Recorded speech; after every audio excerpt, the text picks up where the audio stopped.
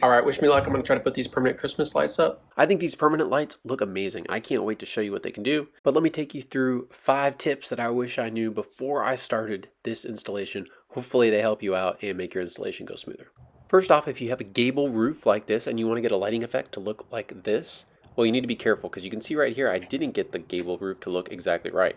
But the key is to get the lights equally spaced at the top.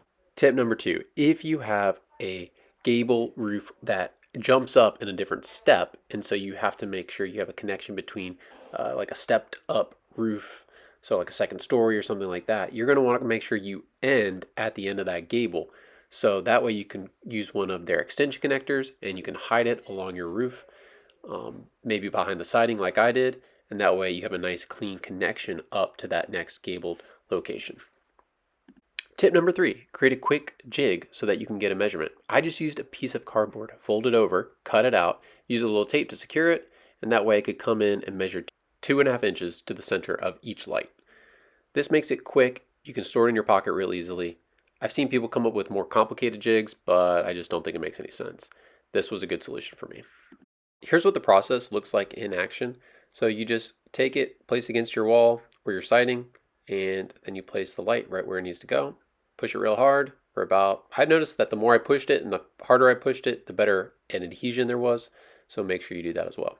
And then you just go ahead and you run that all along your wall, making sure to space them out equally.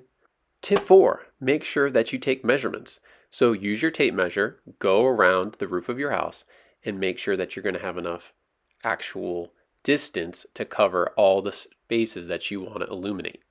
Now you can, I would go ahead and line up what you have, including lights and extension cables, so you understand how much is each. Each set of lights is going to have a certain amount of feet. For these Lumary lights, it's going to be about 1.3 feet between each light.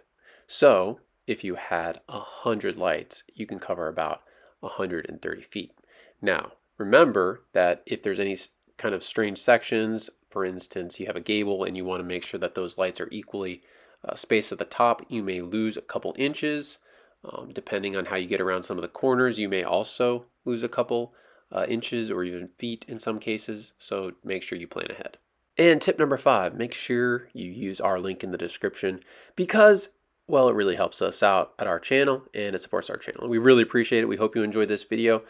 Okay, and now the real tip number 5, make sure to check the lights. Just test them before you put them on, make sure there's no issues. That way you don't go put them all up and realize, oh darn.